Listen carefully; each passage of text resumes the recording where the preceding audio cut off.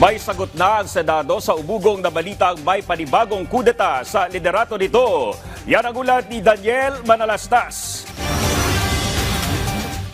Parehong nagkaroon ng kokus sa mayorya at minorya sa Senado kanina. Sabi ng opisina ni Senator Risa Hontiveros, nangyari ang pulong ng majority block sa harap ng umano'y kudeta na mula raw sa minority block.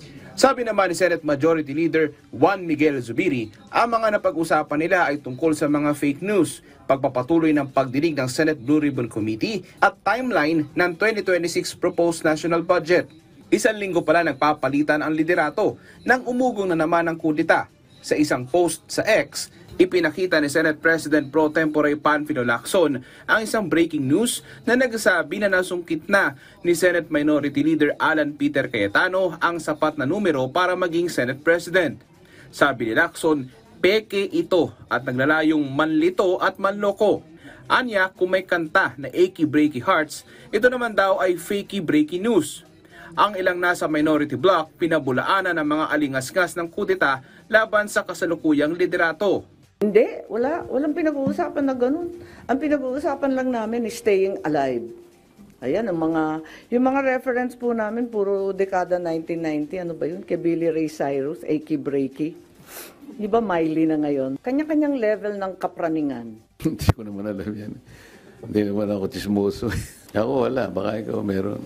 Pero si Senate Minority Leader Alan Peter Cayetano aminadong The minority always wants to be the majority. The majority never wants to be the minority. Not actively. May timing yan eh. Di ba yung kakaupo nila eh. Di syempre solid pa sila. So, we are minding our own business.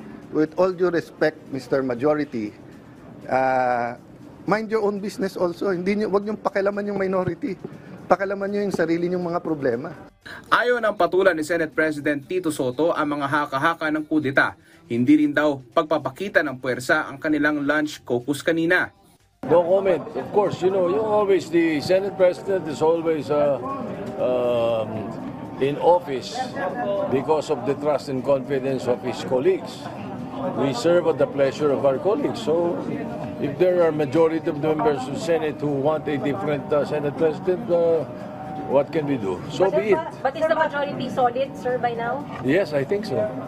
We were together. When I was Senate President, I always called for a caucus Monday lunch. I always tender a lunch every Monday. Every week may caucus sa mga senador. Ito lang week na to, majority lang muna yung napag-usapan namin.